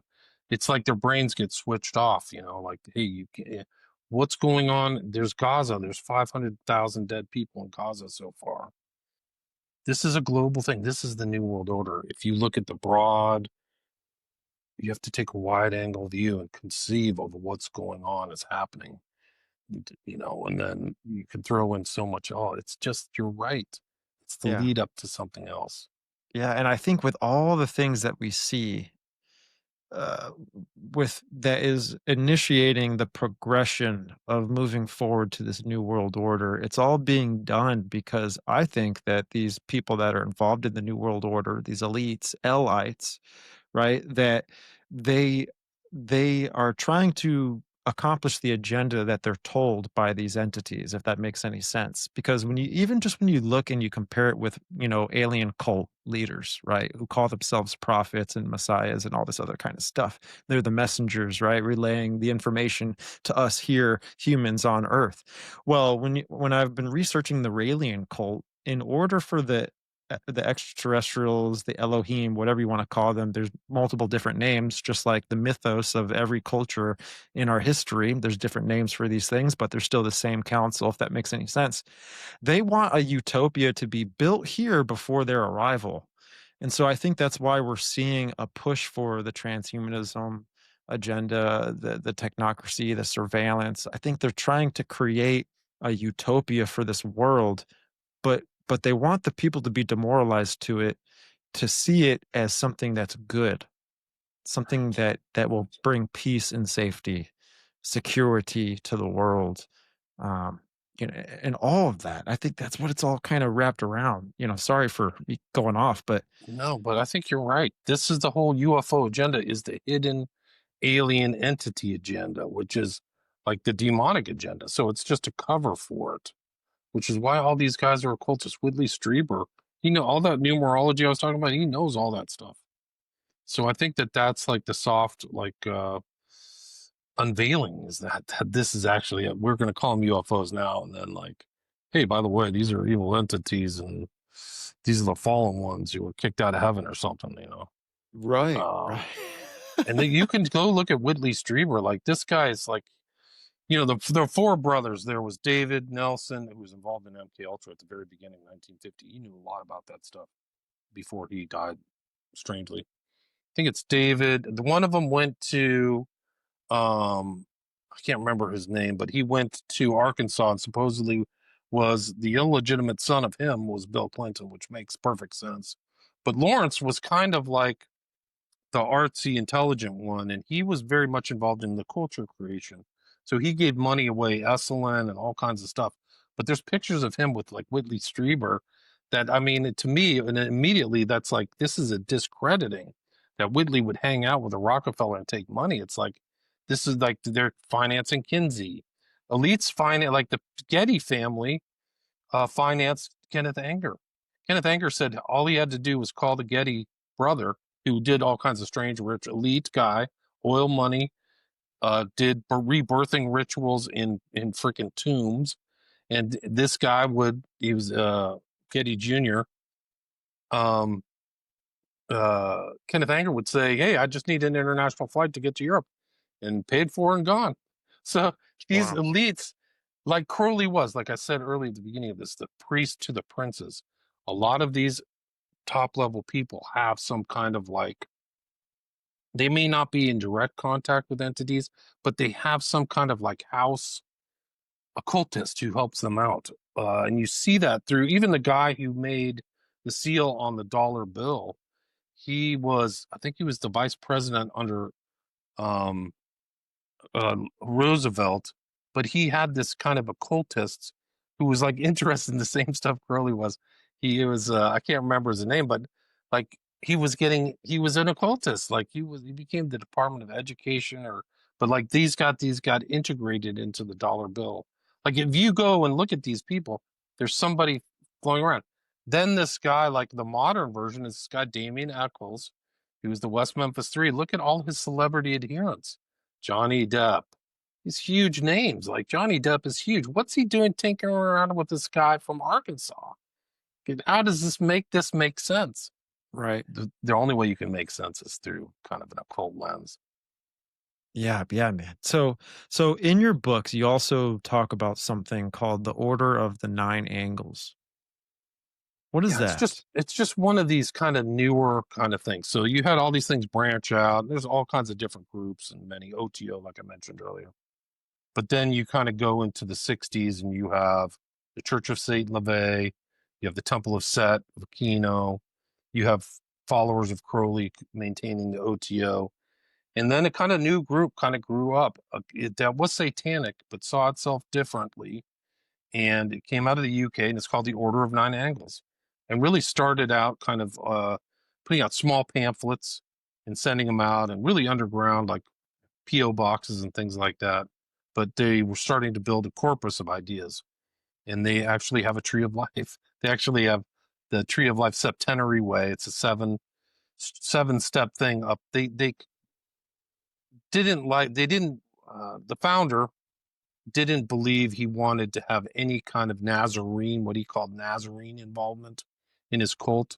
So that meant the Kabbalah, which was supposedly Jewish, wasn't involved, or anything from Christ, like totally anti-Christian.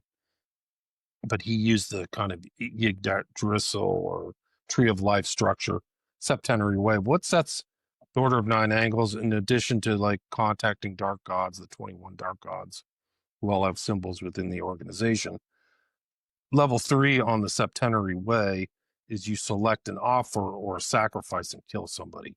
So integrated into their doctrine, which is now a global thing. They've infiltrated Russia. They're all over the place in small little cells, small little kind of like almost terror cells that they call Nexions.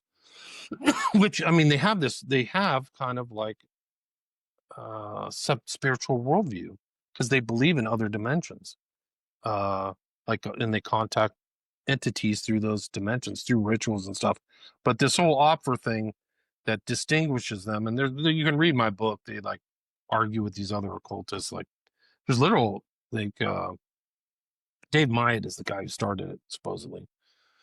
There's a lot of kind of murkiness, deliberate murkiness in this group. Like they intentionally hide things, but there's writing between Michael Aquino and Myatt saying you guys are fake, and because we actually write in our doctrines we kill people, and you guys just hide it, but we actually made it part of our like core beliefs.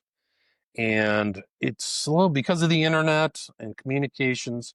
This really underground group kind of spread out all over the world. So these Nexians are some in Canada, New York, hidden ones, Texas, supposedly.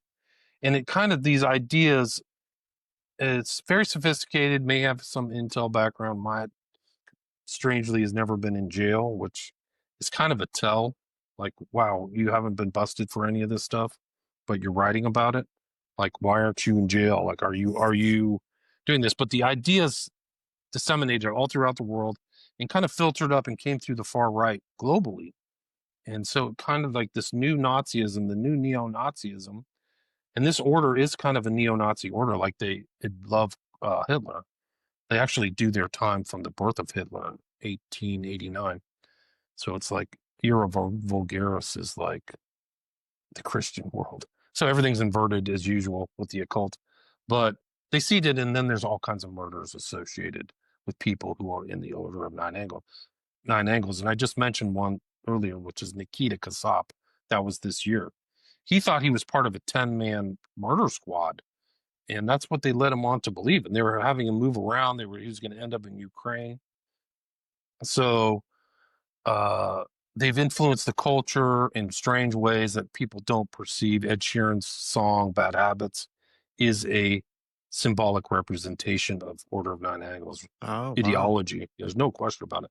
This song, Bad Habits, is like 500 million views on YouTube alone. So it's like a global thing. Like it's huge. Ed Sheeran's huge.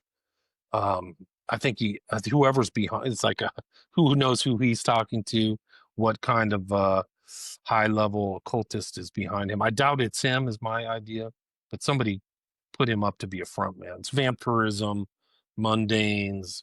The view of other people who aren't of the cult is almost like you're a zombie, you're a mundane, and you can be harvested almost like a cow. That was kind of Crowley's idea too.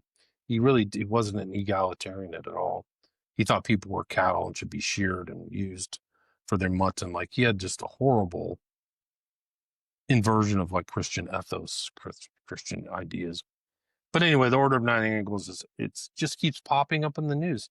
And it's more if some of the ideas have come into like the 764 group, which is very murky underground, but it's involved in pedophilia, CSAM, which is a new term, child sexual abuse material, manufacturing, online abuse. And a lot of people, there's just constant arrests taking place of these guys who are online, like they go onto Roblox or Fortnite and lure young kids and like, hey, I'm your buddy.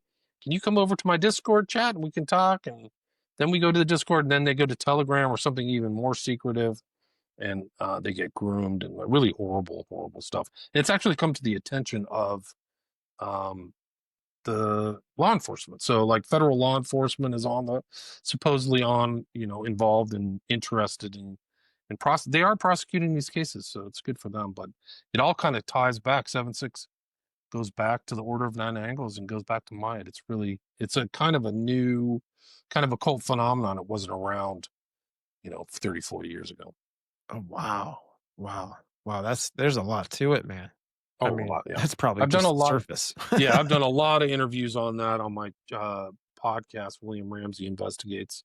So you can check all those out. I've interviewed a lot of other researchers. I think my book is really the best. The book, the Global Death Cult book, The Order of Nine Angles, Adam Waffen, and the Slaughter of the Innocents, is my number one selling book to this day. Like it outsells all my other books. Like it's still interesting because it's still Nice. relevant.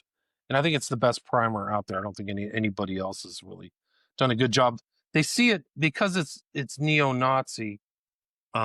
It's seen kind of like the Jewish NGOs and the stuff like that really key into part of it. They see it as kind of like, okay, this Nazi's bad, which is good, but I don't think they cover a lot of the abuse and stuff like that, or get into the details of the ideology Yeah. as much as I did. So Right. Right. Now, do you mention Manchurian candidates in that book as well? no. No. My Okay. Manchurian candidate work is really just of this year. It kind of came out of it came out of because of all the assassinations and all the assassins and stuff and killers that are publicly killing. But it kind of came out of my MK Ultra research and my look into Catcher in the Rye. Gotcha. So with today, it seems like there's a lot of violence on the table. There's a lot of shootings around the entire nation. And I think I think this really popped off. Well, it's been something since the Sandy Hook issue, right? But I think what really changed the game, what made it more popular was that shooting that happened in Denver at the movie theater. And then it seemed like after that, things just kind of started escalating. Was that the Holmes shooting? I think so. That was during I think it was the Batman movie or something. Can't remember exactly. That was the Batman, yeah. What's funny too is before that happened, Lil Wayne actually released a music video that showed 13 skeletons sitting in. I think there was 13 people that were murdered. But the Lil Wayne music video kind of showed conspiratorial symbolism that maybe there's a connection there. Again, I'm not dogmatic on that, but with these shootings that are taking place, what are your conclusions with what's going on behind all this?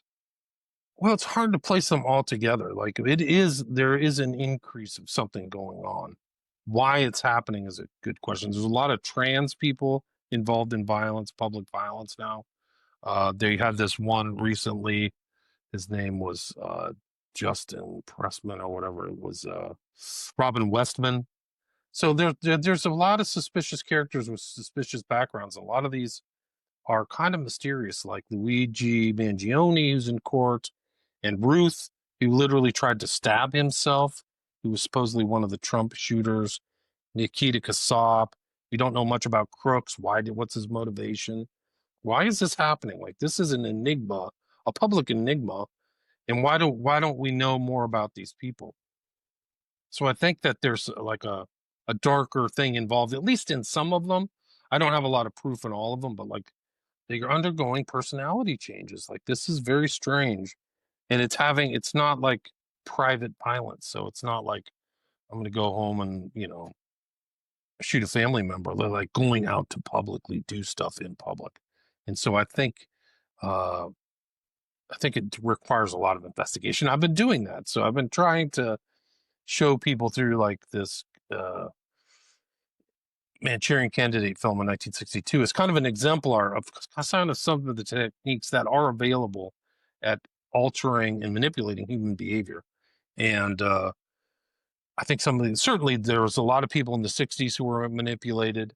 And then you kind of have to wonder how many of these people of this day have been manipulated. Because there were like weird ones on January 1st. There was Jabbar who drove over a lot of people on Bourbon Street in New Orleans. And Livelsberger, who drove his like Tesla truck to Trump Tower, which is a huge golden, monolith, and blew that up January 1st too. Weird things, connections to military bases. Like, gets weird. So there's weird things going on, and I think that there's a hidden hand involved, or handler involved in a lot of these cases, if not all of them. Yeah, yeah. The Manchurian Candidate thing. Have you seen the Denzel Washington movie? Yeah, I've watched both of them. Yeah, I mean they're real good. Plus, Denzel is just one of the best actors of all time. I didn't care for the second one. The 2004 version, I think, was not as clever and kind of like didn't get into some of the depth that the 1962 one did, because they were true to the book. I think they were more true to the book. I think that the 2004 wasn't true at all, and it didn't have that kind of panache, in my opinion. Yeah. Gotcha. Yeah.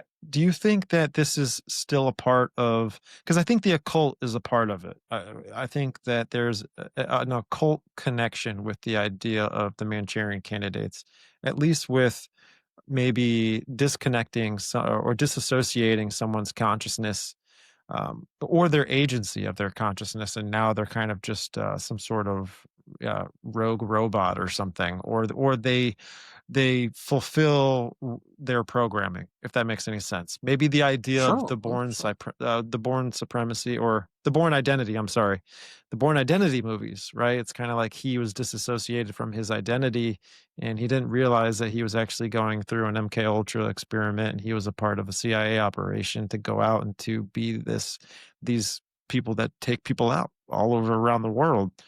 Do you think that there's a plan to put technology into people, so that now all they have to do is kind of flip a switch? I'm sure there is. Yeah. Yeah. I think the Internet of Bodies and all these things are really real. And I think that was part of the component of was they were injecting people with stuff. And they've been injecting us like lab rats for a long time through food and stuff. And some of these drugs, like you cannot, like you pick up a pharmaceutical pill and you think that's all that's in there. No, they're adding graphene to some of these things. So that's like a radio wave capture kind of device. It's not believable, but yeah, I think that that's the ultimate aim, is just like the mark of the beast is put something around your head, or like, a device. Like they always like present this like as this positive thing, as having some kind of technology in your brain, like Elon Musk's thing. But what if somebody evil comes along? That's the whole thing, is like, what's the evil application of this? Like, so, Yeah. Well, it's like you said, they push things so, in the name of something else, which is completely different than the true purpose of why they're doing that all the time. So like, hey, we're giving $70 billion to It's really, no, they're depopulating people. It's a Yes. depopulation agenda. That's the whole goal. So I think that eventually it'll almost be biblical. Like, who's going to take the mark? You're going to take the mark. It's for your own good. This is going to save your life. They're going to Right. come up with some rationale that's supposedly good for you, and people will be like, no, and then you're going to, like, the Bible will be fulfilled. That's one of the weird things about the occultists, especially Crowley. Like, he was trying to fulfill the Bible, but the bad sides of it. Like, he didn't care. Like, yeah, well, let's do it. Exactly. So these people are like, some people read 1984 and go, hey, this is a blueprint, guys. They're not saying it as a warning. Like, I want to be O'Neill in room 101 with these people. There's a cult. It's interesting you make the comment like Manchurian and occult, because Condon integrated occultism into his book, occult numerology and hypnotism and all that stuff. So, like, in the way that it's presented, the occultism is presented, the 11s are presented in the film, he's kind of implying that the process is kind of like magic or Yeah. the occult. So you can see there's sequences where the main character, played by Lawrence Harvey, who plays Raymond Shaw, where like there's like, oh, and 11, I haven't put up with this guy for 11 long years. Then he drops the Queen of Diamonds, and then he goes into a trance. So like that's like almost the magic. So it's like the occulted magic trick where nobody else knows that this person's consciousness has shifted to in a severe way.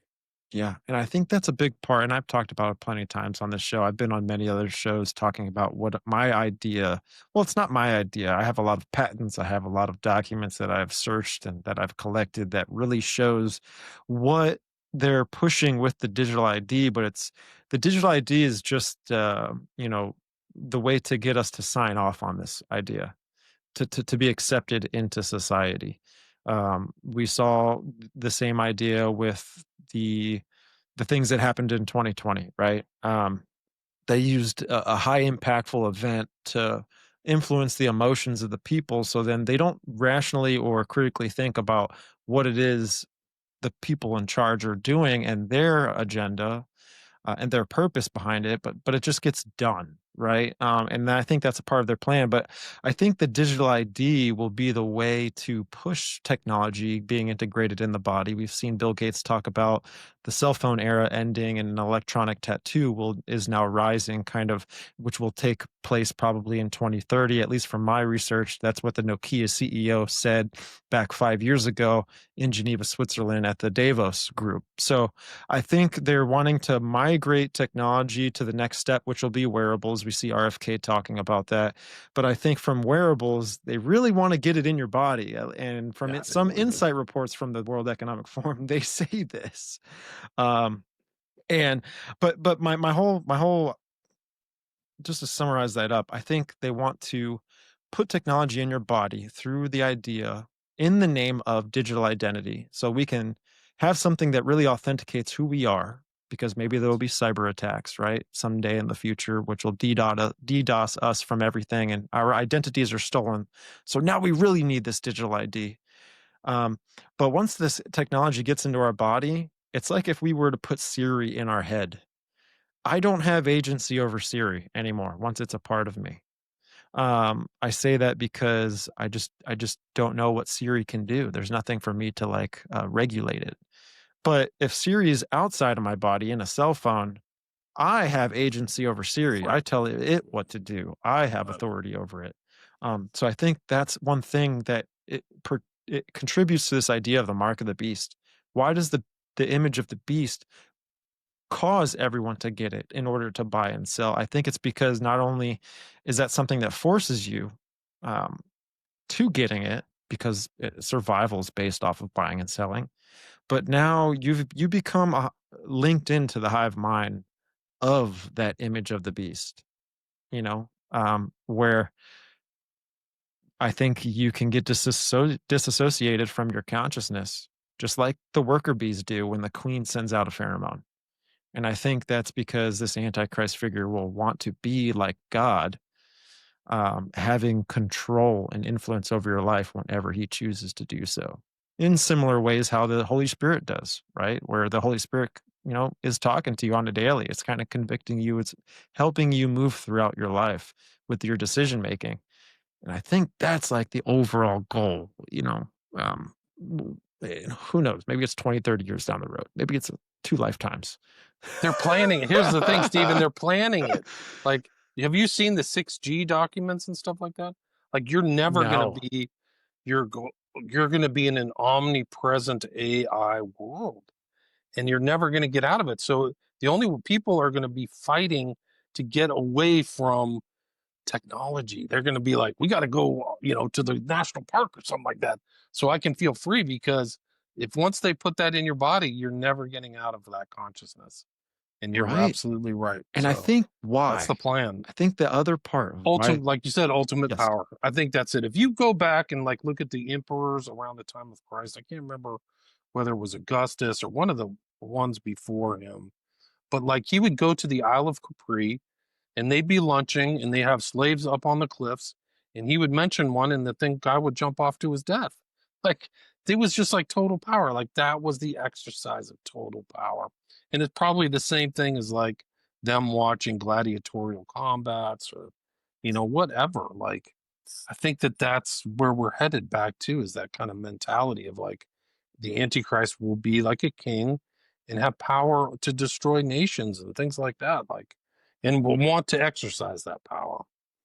So in the context of like 6G or high technology, it becomes like you could be on the other side of the world and hit the button, and the guy in Peoria drops it. I think they were actually doing that. You can see some of these weird falling down things. So if they put the kind of nanotechnology into your body, you can they actually got people who were literally giving off a signal from their body after some of these. So they were doing, I think, live action experimentation, which is why they encouraged and put the fear out there. Total fear, you need to get your shot, because we're doing experiments on all of you. We're killing some of you. We're seeing if we can control some of you through this nanotechnology. It was really incredible. Like, nothing like it has ever happened. And there's occultism there too, that box within a box type thing, and it's Right. not the Antikythera, it's the Anticorona was in Operation Warp Speed. This kind of like Eastern symbolism and stuff. But Oh, yeah, we're wow. headed to there's going to be people like, I already know Christians who got off grid. Like, I already know, because they know what's coming. You're looking at one of them. Hopefully Yeah, my house yeah, gets done being built here in a month. yeah, yeah. No, it's Um, smart. Like, people are prepping, like, not overtly, but I know people like, they're not giving out their location to whoever, they like, I'm off grid and I'm self-sustained already, because through the Holy Spirit or dreams or something, like, they've gotten the message. yeah, So yeah. Well, what's crazy is, oh my goodness, brother, you're really kind of freaking me out. You just said dream. So I had a dream when I got saved 2 weeks into my salvation, before I even opened up and read any of the gospels. Well, I read the Bible. I was starting it, but I didn't get to this part in scripture that describes my dream at that time. And I saw the rapture. I was a part of it, but and again, eschatological views change. I lay everything out on the table. I investigate everything, and I'm not super dogmatic on everything, but I lean towards one idea. And this idea is that, I was on a big open piece of property, and I was with my loved ones that I have today, and I've always had these dreams where it feels like deja vu because I dreamt it. It's not that I actually was here at one point in my life. I dreamt it. So when I when I have these deja vu moments, I'm like, oh, I remember that in a dream. It's supernatural. It's crazy. It's weird. I don't know. It's crazy. But because now I have a piece of property. I've got 14 acres and I'm getting ready to try and build a home on it. And I'm going to try and build ecosystems that survive on each other. And, where I was told to do this like 4 years ago, to sell my house and to go through this incredibly terrible process of building a home, by the way, and to get all the things that I have. But Permits, holy smokes. yeah, but we're getting there. We're getting there, man. I wanted to say something with the technology, with the mark of the beast idea. I think it's a very fascinating topic. If anything, it's one of my specialties. I think why they want to push this idea, merging technology with the body to offset your agency of your with your consciousness is because you'll be told that this will be a utopia. You'll be like gods, right? You'll everything that the serpent deceived Eve in the garden, we're going to be deceived or beguiled or seduced into the same idea when the Antichrist is here. Don't get it twisted. It's the same exact entity that is doing both things, and that entity is not really. He stays the same throughout nature. So I think it's because, and I think there will be a utopia.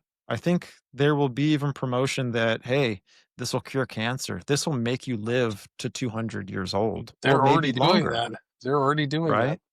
And I think it's to build a world empire that is all hive mind together, because where does the book of Revelation say that the false prophet and the Antichrist go? They go to the lake of fire. So if he can, and the other group of people that go into the lake of fire are the ones that took the mark of the beast. So he's trying to really get everyone in and locked into this can't go back scenario so that your judgment will be just as his is. If that makes any sense. It does, 100%. It's wild, dude. Well, I But mean, that's what they said in the last days. Kids will dream dreams and say things, and so it's like when you see that, you're like seeing validations of biblical statements, of scriptural statements. So I'm hearing from multiple things. I'm pretty tied in. I started off as a fringe Christian. That's really where I was, is like on Christian shows 15 years ago. So it's kind of coming full circle now. But people, if the Holy Spirit tells you something, believe it, do it. Start making decisions, start making movements in that direction. I got to wrap it up, Stephen. I'm okay, almost sounds at the good, man. 2 hour Hey, mark. listen, thank you so much. If you wouldn't mind, for the audience that's stuck with us this long, just go ahead, plug your information, folks. Everyone, the links will be in the description below for every outlet that he has. Signed copies of my books can be found at William Ramsey Investigates. I have a lot of articles and stuff like that I've drafted over the decade and a half I've been kind of out in public. I have all my books are on Amazon, and my podcast is William Ramsey Investigates, where I cover like some of the specific topics. We covered a lot of ground in 2 hours, but some of the specific topics I cover, whether it's 09A, Crowley, 9/11, on my podcast. I have about 1,500 episodes, and I think it's a pretty evergreen and good catalog of a lot of stuff. So you can just scroll through and find something you like. And I could try to cover a lot of different subjects, but good to talk with you, Stephen, and thanks for having me. Yes, sir. Thank you. God bless you, sir, and God hope bless you. to work with you again in the future, man. So everyone, go Anytime, check out anytime. his stuff and support him where he needs it the most. Links are in the description below. Thanks again, brother. All right, peace. Peace. God bless. All right. Biblical Hitman debrief. Wow. William Ramsey on the Biblical Hitman. Sir, thank you very much. It was a blessing to have you on. What a awesome conversation. What a fun conversation. I think that was. And there's always things to learn here, folks. That's one of the biggest, and that's one of the most important things that I'm trying to do here, is to plant seeds with people to disconnect from how culture's got us absorbed in a lot of things that really are pointless. But shows that we have on here are educational, and they're also very intelligent conversations, and they're topics that are discussed that a lot of people do not know about or just aren't aware of. And William Ramsey is one of the best guys to do that with. And that was a lot of fun, man. We got into Aleister Crowley. We all know that gentleman.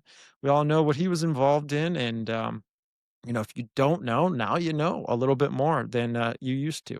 So we know that the occult is just saturated in our culture, our society today. It's something that people are um, not aware of. People are normalized to the world that we live in.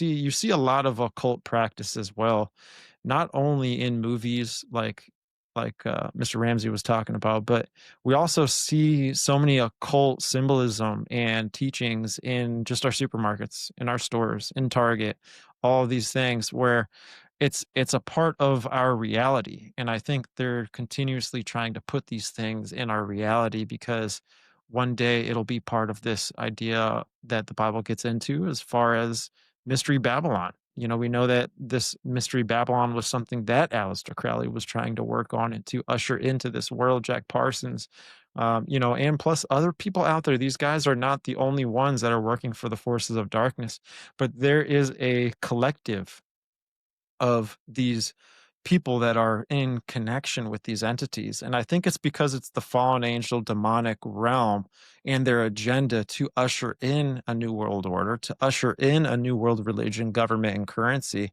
just a whole different way of life. And they promote it as a utopia when the Bible promotes it as something that's completely inverted from that idea. And it's because Jesus Christ is the truth, the way, and the life. And God did come here and he died for us 2000 plus years ago and changed the world.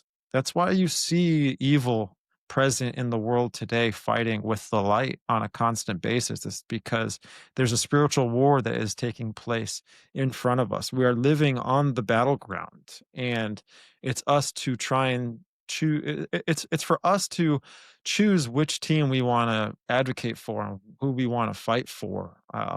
Give me the ball, coach. I'm fighting for the right team. I'm fighting for the light. Now, it's so funny how the workers of darkness and that collective and that team will say that they're fighting for the light as well, that this light is Lucifer, the light bearer. It's a super Gnostic view to look at Lucifer in that way, where he's the one that freed us from the gatekeeper, which is God. And that's a false belief, right? If you think of tactically why God put us in the Garden of Eden, if you think of it tactically of why he created us to be ignorant of the tree of the knowledge of good and evil, and he also told us not to go mess with it. I'm a father, I have a daughter, and from a fatherly perspective, just as how God is with us, I tell my kid not to touch the electrical outlet. I don't have to explain to her why. I don't have to tell her why. I don't have to give her a bunch of detail to what's going to happen if she does that. I'm just telling her, don't do it. And it's because uh, her conscious state, which is filled with curiosity as a 2-year-old is, as a father, not just tell her that, but I'm going to keep her away from it because she's going to want to do it anyway. And I think that's why we were built in this realm, this physical realm that has a disconnection from the spiritual nature. I think it's why it's different than the spiritual nature in itself. Because if you think about the sons of God, you think about the fallen, the angels, right? These heavenly beings that are of a different nature than how we're created and what we're created for in this three-dimensional realm, their nature is filled with way more understanding in how to think. They don't have to think based off of how our brain has the capacity to think. They're spirit, so they're on a totally different level. And I think why God created us in the nature we're in is because he was trying to protect us from rebelling as the first offspring that God created, if that makes any sense. Which were the heavenly beings, because they rebelled. So I think God was making the right move, but it's the serpent that came into the garden and deceived us and seduced Eve to get us to sin. And then now sin is what separates us from God. Now it's sin that has tainted, infected, and blemished us for eternity. And that's why we need a Savior, Jesus Christ. Amen. So listen, everyone, I wrap up my shows with this debrief, but I'm going to start and continue. I'm going to continue to wrap it up with my appreciation for you folks, everyone that's listened, everyone that's listened to this long. I appreciate you, and I have a love for you. I seriously do. I know the ads are they just suck, right? The ads suck, but I'm telling you right now, The ads are something that really is continuing to push me and motivate me to do what I'm doing. That's because it's covering the overhead of this podcast. And there's a lot of money, time, blood, sweat, and tears that go into this operation. But I just want to give my gratitude and my love out to you folks. I see the analytics and I see the show growing, and I see the amount of people that listen to the voices I bring on this platform and my voice along with it. But there's nothing but love for you here. I appreciate each and every one of you, and I'm praying for each and every one of you. And the mission of this podcast is your mission as well, and that's to keep pushing for the truth and to keep getting the light out there each and every day, each and every episode that we push out there. We're trying to spread the gospel of Jesus Christ. And I just want to just give you folks, you know, my appreciation with all of that. I love you guys very much. So, with all that said, if you've stuck on with us this long, you want to support the show, it's free. Head on over to YouTube, which is the video format that this show runs. Make sure you hit that subscribe button, like the show, and share it with your friends, and drop comments, baby. Drop comments. I love the comments, and I try my best to get back to each and every single one. I really, really do. My wife laughs at me every time when I'm kind of glued to my phone talking to you folks. But she also sees how much you folks are enjoying the show, and she likes to see how I'm actually interacting with a community. I don't like calling you folks followers or subscribers or whatever. This is a community. This is a light-filled community, and a community that's has an agenda to do good. And that's what we're going to do here. And we're going to share a positive message with all that as well. But folks, listen, if you're not on the video side of things, come on over to the audio. While you're on the audio, we're there. We're there, baby. We're on everything. But you can check us out, primarily on Spotify, Apple Podcasts, or Spreaker. And while you're there, if you like the show, make sure you hit that 5-star review and drop a comment. Hit that follow button so you're notified as well. But also hit the notifications bell if there's one there, so that you'll be notified when we drop episodes every Monday, Wednesday, and Saturday. This is a lifestyle for me. I'm not going anywhere, and I'm chain linked with every single one of you, and I'm really happy and excited and motivated and with what we're doing. And I think there's a lot of great purpose behind it, and you folks are there going through the journey with me. And got nothing but love for y'all folks. But God bless you guys and girls that are out there praying for you. That's a wrap. I'm going to see you next time.